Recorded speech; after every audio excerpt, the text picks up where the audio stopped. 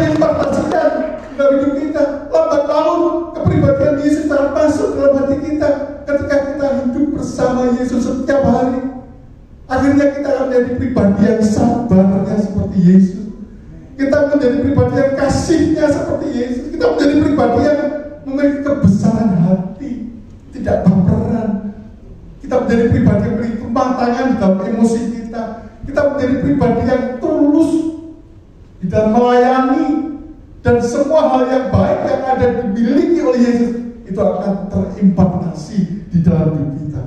Kuncinya adalah hidup bersama Yesus setiap hari.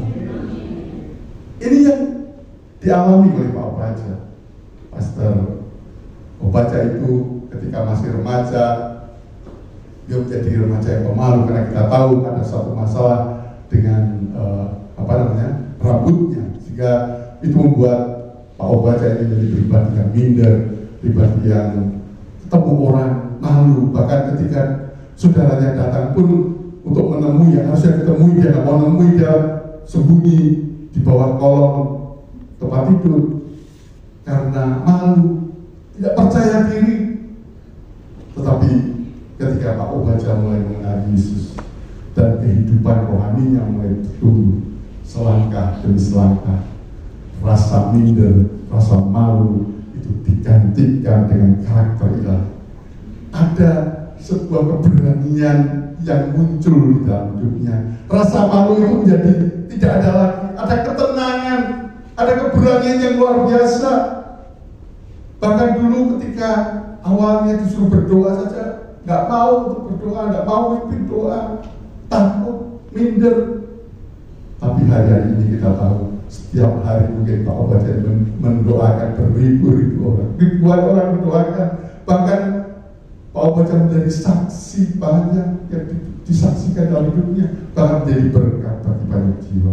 Itulah transformasi kepribadian yang dialami oleh Pak Obaja ketika hidup bersama dengan Yesus setiap hari. Yang ketiga,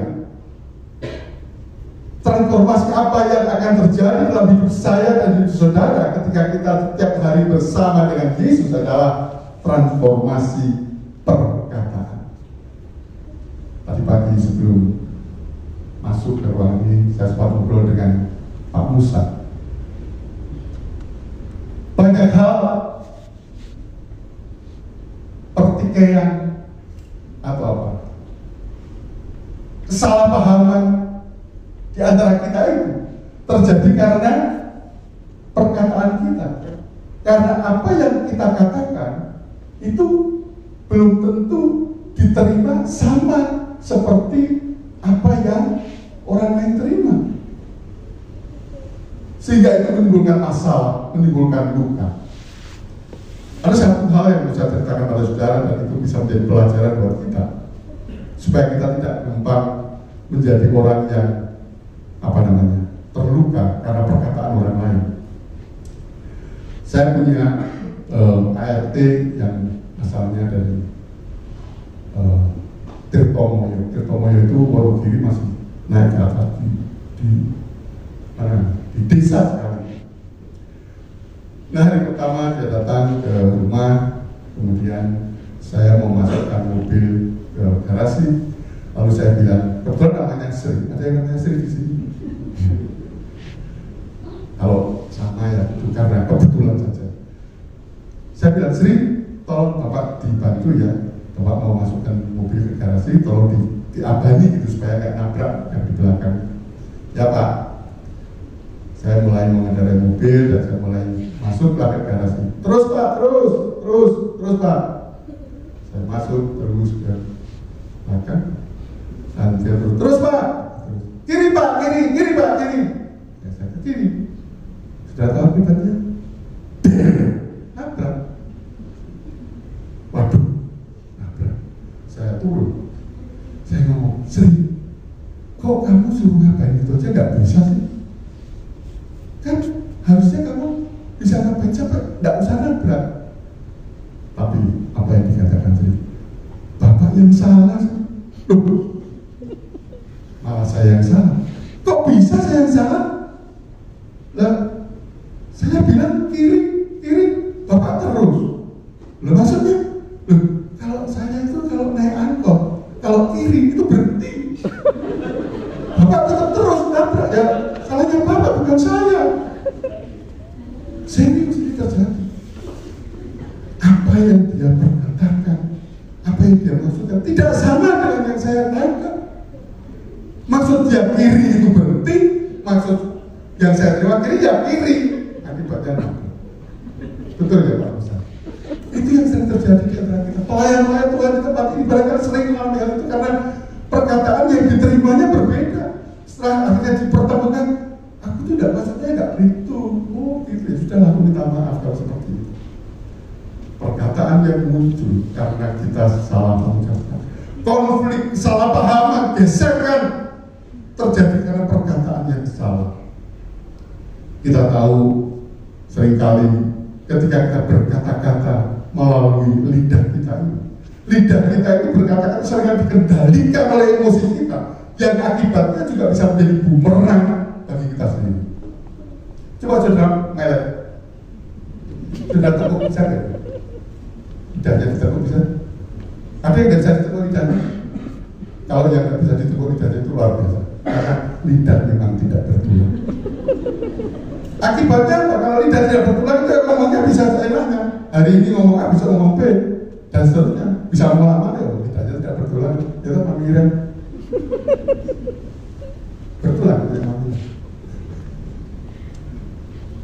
Akibatnya perkataan itu yang kadang dikendalikan oleh emosi kita. Ketika emosi kita lagi marah, perkataan yang keluar dari mulut kita itu bisa menyakitkan. Kita baca dalam Yakobus 3 ayat 7-8.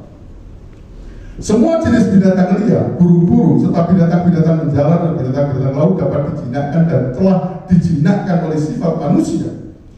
Tetapi tidak seorang pun yang berkuasa menjinakkan lidah. Ia adalah sesuatu yang buas. Oh, dikatakan lidah ini sesuatu yang buas, yang tak terkuasai dan penuh racun yang mematikan. Lidah sudah penuh racun. Tadi mati kan? Penuh racun, artinya apa yang dikatakan mendadak sesuatu yang buat orang bisa mati itu. Melalui ayat itu kita bisa tahu betapa sulitnya mengendalikan lidah.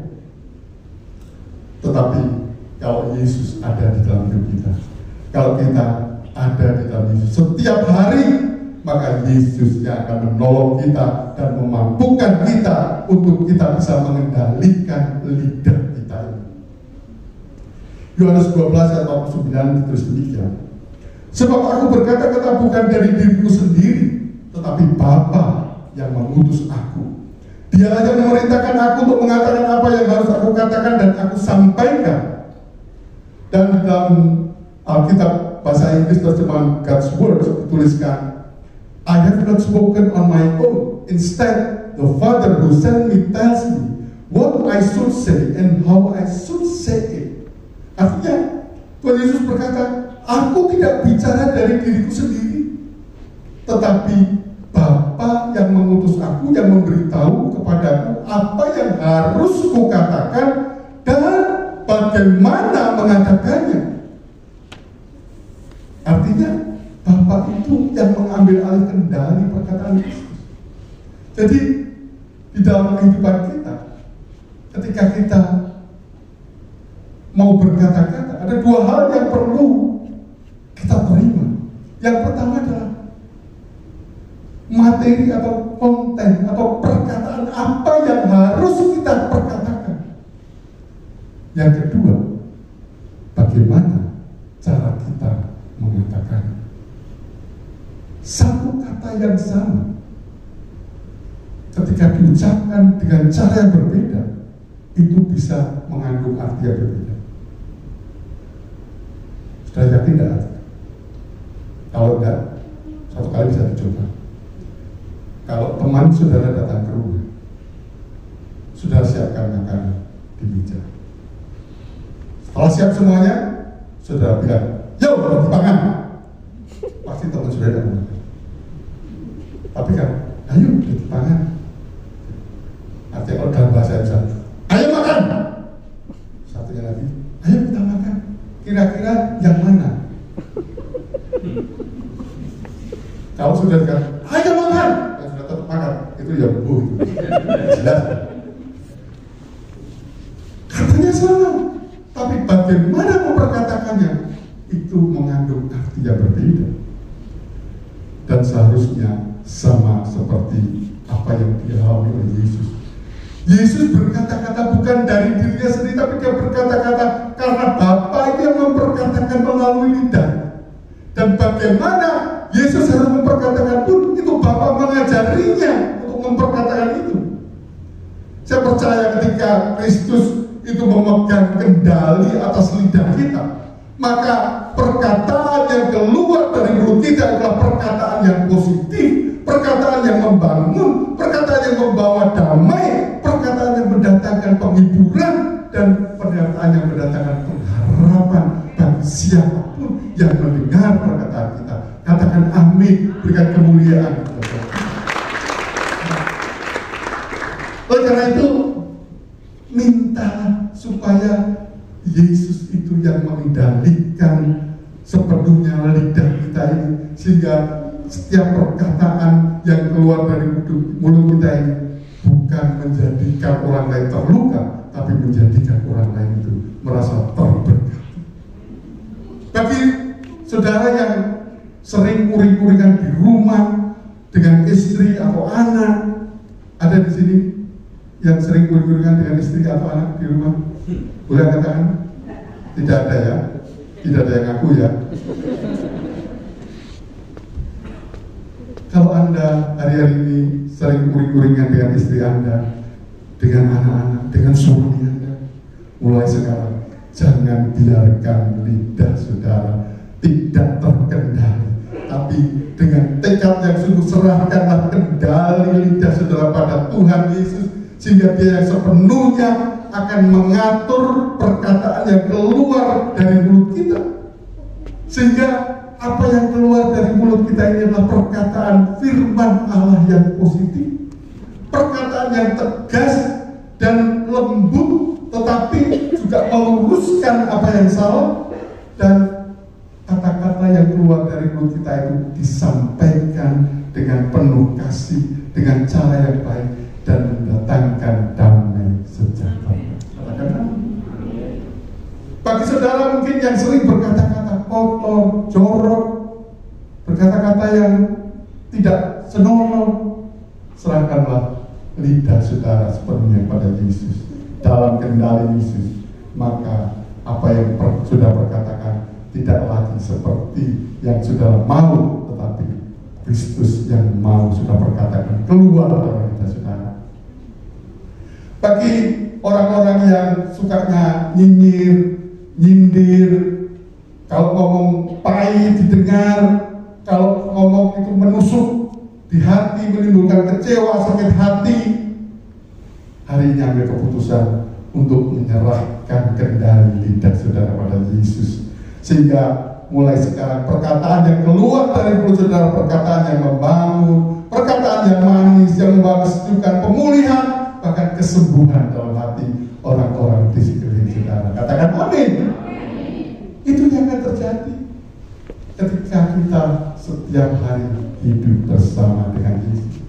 Nah, yang berikutnya transformasi seperti apa? Yang keempat adalah transformasi hikmat. Kita baca dalam kisah Rasul Paulus, kisah para Rasul 22 ayat yang ke-25. Tetapi ketika Paulus ditelentangkan untuk disesat, berkatalah ia kepada perwira yang bertugas, bolehkah kamu menyesat seorang warga negara Rom, apalagi tanpa diadili? Pada saat itu Paulus ditangkap, Paulus mau disesat oleh tentara-tentara Rom, tetapi pada satu saat itu juga Paulus mendapatkan satu hikmat yang untuk dia katakan, apakah bolehkah kamu menyesat seorang warga negara Rom, apalagi tanpa diadili? Karena pada waktu itu peraturannya, kalau warga negara Roma itu tidak bisa langsung disesat, tapi harus melalui proses pengadilan, kemudian ada proses yang baru bisa dilakukan penyesalan. Tetapi ketika itu Paulus sebagai warga negara Rom mau diperlakukan tanpa diadili, langsung mau disesat. Ada hikmat yang Tuhan berikan sehingga Paulus mengatakan, bolehkah kamu menyesat seorang warga negara Rom tanpa proses diadili? Dan para tentara itu kemudian sadar, bahkan mereka menjadi takut dan akhirnya meminta maaf dan melepaskan Paulus. Inilah sebuah hikmat untuk membalikkan keadaan, dan saya percaya hikmat seperti ini yang kita butuhkan di dalam kehidupan kita sehari-hari. Hikmat yang bisa membalikkan keadaan, hikmat yang bisa mengakhiri segala macam persoalan, masalah, dan hikmat yang bisa membuat kita menang. Kalau saudara setiap hari hidup bersama Yesus, maka Yesus dia akan memberikan hikmat yang sangat berguna dalam hidup saudara. Saat saudara harus bernegosiasi, mungkin kalau saudara dengan kemampuan saudara sendiri, tidak hikmat yang dari Tuhan, barangkali hasil negosiasi itu nihil, tidak menghasilkan sesuatu yang baik. Tapi ketika ada hikmat yang dari Tuhan, maka negosiasi itu berjalan dengan lancar.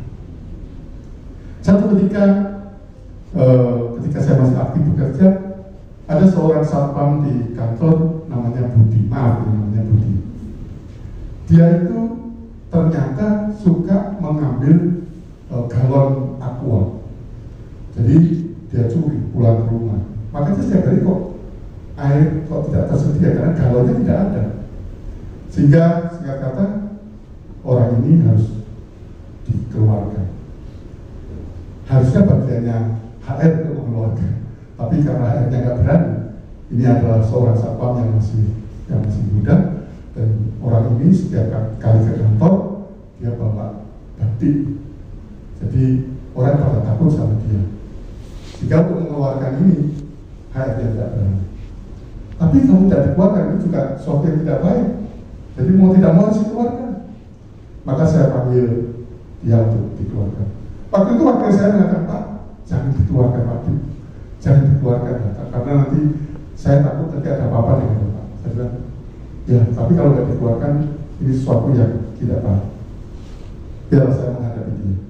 Akhirnya saya panggil dia ke kantor, ke ruangan saya katakan, Bud, saya katakan bahwa kamu sudah ketahuan mencuri galon. Tadi pagi kamu bawa galon dari kantor, bawa pulang ke rumah. Lalu dia bilang, Pak, saya tidak mencuri Pak. Saya bawa galon itu saya sudah izin sama Pak Marto. Pak Marto itu teman rekan kerja di malam, tapi jaga malam. Oh, kamu sudah minta izin Pak Marto? Ya, saya sudah izin Pak Marto. Oke. Tiba-tiba saya tidak berpikir bahwa dia akan mengatakan seperti itu. Tiba-tiba memberikan hikmat buat saya untuk melakukan sesuatu. Oke, kalau begitu panggil Pak Marto itu. Suruh datang ke ruangan saya. Saya yakin sebetulnya bahwa pastilah dia sebetulnya tidak minta izin. Lalu ketika Pak Marto mulai masuk ke ruangan saya bilang, Pak Marto, mohon maaf, mulai besok Bapak berhenti bekerja, mulai besok Bapak selesai pekerjaan itu. Lupa, kenapa? Karena kamu sudah mengizinkan Budi untuk membawa galon pulang ke rumah. Itu kamu tidak punya kewenangan untuk memberikan izin dia pinjam galon dan sebagainya. Pak Marto bilang, Pak, saya tidak mengizinkan Pak, saya tidak memberitahu, tidak memberikan izin Budi untuk bawa galon itu ke rumah.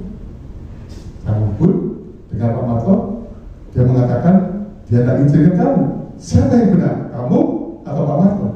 Dia bilang, iya Pak, saya tidak minta izin. Oke, berarti kamu mencuri. Dan kalau saya punya satpam di sini untuk jaga keamanan, tapi ternyata kamu mencuri, tentu saya tidak bisa menggunakan. Mulai besok kamu berhenti bekerja. Dia mengatakan, Pak, saya masih ingin kerja di depan. Saya masih mau Bapak kerja-kerja di depan. Kira-kira gimana? Pusing, Tuhan kasih hikmat luar biasa. Dia bilang, oke, kalau kamu minta kerja di tempat ini, panggil semua satpam ke ruangan saya. Seluruh satpam masuk ke ruangan saya, termasuk kepala satpam. Lalu saya sampaikan kepada mereka, mereka ini adalah satu-satu yang disini semua Bud. Saya mau tanya kepada mereka, Apakah ada di antara kalian yang mau merekomendasikan Budi untuk tetap kerja di tempat ini? Karena hari ini Budi ketahuan mencuri dan saya mau dia berhenti. Kalau ada yang mau merekomendasikan, saya akan terima dia kerja di tempat ini. Tapi dengan syarat, kalau suatu saat Budi ketahuan lagi mencuri, maka yang saya keluarkan bukan hanya Budi, tapi termasuk yang merekomendasikan. Kata kamu bersedia? Tidak mau, Pak. Kamu? Tidak mau, Pak. Kamu? Tidak, Pak. Kamu? Tidak berani, Pak. Sekarang saya tanya kepala staf Wakidi. Wakidi berani menjamin Budi untuk kerja tempat ini? Saya tidak berani. Saya katakan, Bud, teman-temanmu aja tidak berani. Yang kedua kamu tidak berani. Saya juga tidak berani. Jadi mohon maaf, mulai besok akan selesai bekerja dengan. Bukan saya yang mengadili, tapi teman-temannya yang mengadili semua.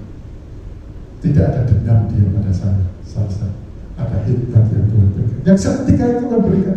Saya tidak pernah terpikir bahwa nantinya mau saya lakukan seperti itu. Saya tidak pernah berpikir sebelumnya, tapi hikmat itu Tuhan berikan. Dan begitu. Ketika saudara dan saya hidup bersama Yesus setiap hari, Tuhan berikan hikmat di dalam hidup. Ketika kita mengalami persoalan, ketika sudah mengalami masalah, yang kelihatannya itu sudah ada jalan lain, sudah jalan buntu, ini sudah selesai semuanya. Tapi ketika ada hikmat yang dari Tuhan, maka sudah bisa melihat ada jalan keluar, ada terobosan, ada kemenangan yang akan didapatkan melalui hikmat yang Tuhan berikan. Nah yang kelima, apa yang kita alami ketika kita hidup bersama dengan Yesus setiap hari, yaitu transformasi di dalam sikap dan tindakan. Para pemain musik, BR Singer bernyanyi ke atas bumi. Kalau kita hidup setiap hari bersama dengan Yesus, tindakan, sikap kita akan menyerupai seperti apa yang Yesus kerjakan. Apa yang Tuhan Yesus lakukan, tindakan yang Tuhan Yesus kerjakan, itu akan menolak di dalam hidup kita. Saulus yang dulunya begitu brutal, begitu kejam, sangat egois, tidak segan untuk mengorbankan orang lain. Tapi ketika dia mulai mengenal Yesus dan hidup bersama Yesus setiap hari, Paulus itu menjadi pribadi yang bukan hanya lembut, tetapi dia juga pribadi yang penuh dengan kasih dan bahkan dia siap berkorban bagi orang banyak. Saudara mungkin sudah sangat hafal dengan Yohanes 3 ayat 16. Begitu besar kasih Allah pada dunia ini sehingga dikaruniakannya anak yang tunggal supaya barang siapa yang percaya padanya tidak binasa melainkan beroleh hidup yang kekal. Tetapi setelah kita mendapatkan anugerah di dalam Yohanes 3 ayat 16 itu, maka Tuhan itu menantang kita untuk kita naik level kita naik, yaitu di dalam Yohanes 1 Yohanes 3 ayat 16. 1 Yohanes 3 ayat 16 dikatakan, demikianlah kita ketahui kasih Kristus, yaitu bahwa Ia telah menyerahkan nyawanya untuk kita. Jadi kita pun wajib menyerahkan nyawa kita untuk saudara-saudara kita.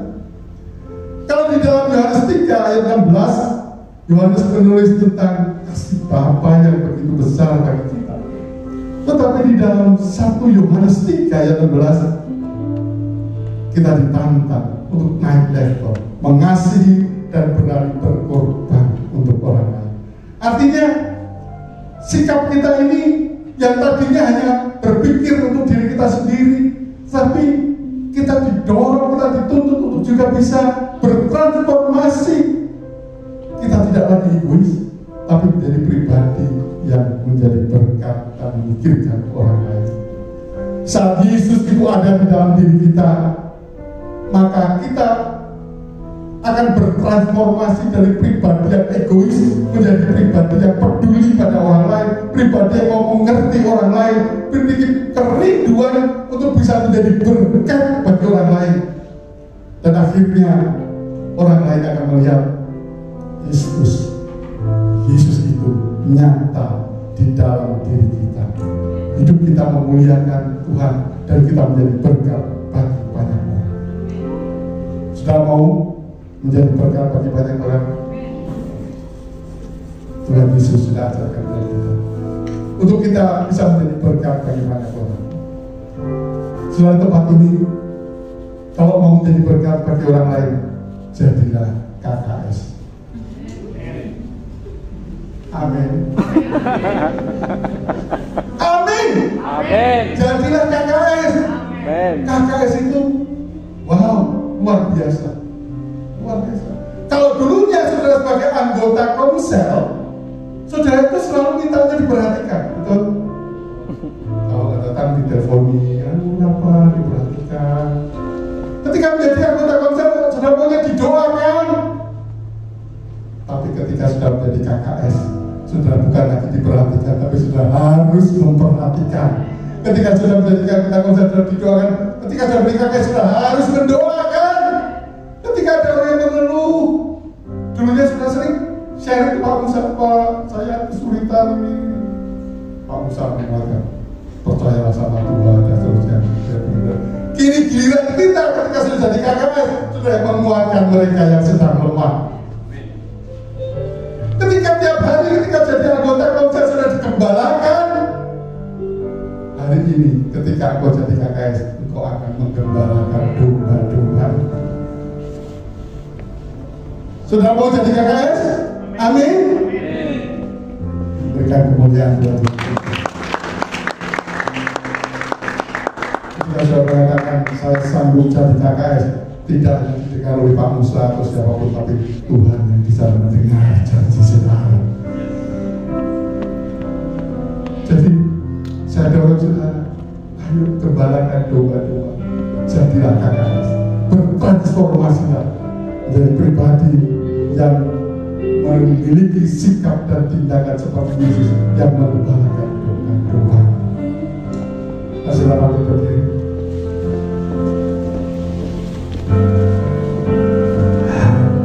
Engkau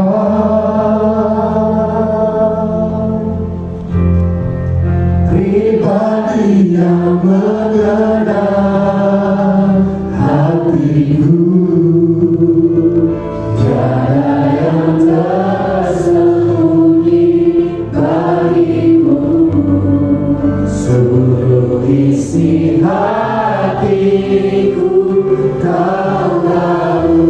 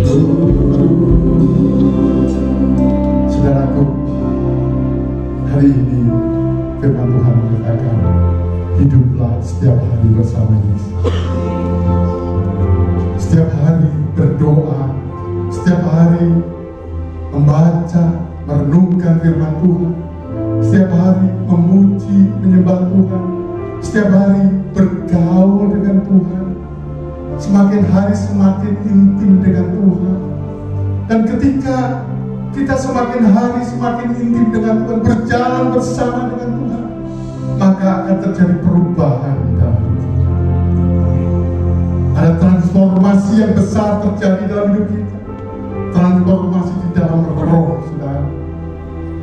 Sudah mengalami pertumbuhan rohani, percepatan pertumbuhan rohani. Tidak ada lagi ketakutan dalam hidup saudara. Sudah akan mengalami transformasi di dalam tindakan saudara, di dalam sikap saudara. Sudah mengalami transformasi di dalam kasih saudara, banyak hal akan terjadi dalam hidup saudara. Saudara bukan lagi menjadi orang-orang yang egois, memikirkan diri sendiri, tapi sudah menjadi pribadi yang peduli pada orang lain. Sudah rindu untuk menjadi pribadi yang menjadi saluran berkat bagi orang lain. Sudah menjadi pribadi yang senantiasa rindu cinta Yesus.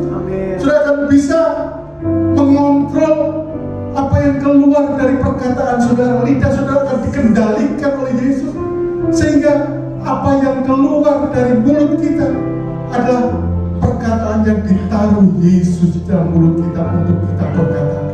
Bahkan Yesus sendiri yang mengajar kita bagaimana kita mengatakan perkataan itu, yang perkataan itu akan menjadi perkataan yang menyejukkan orang lain, membawa damai, membawa sukacita. Bukan sebaliknya, melalui perkataan kita banyak menyakiti orang lain. Sudah mau mengalami transformasi dalam saudara, mari angkat kedua tangan saudara, kita berdoa bersama-sama.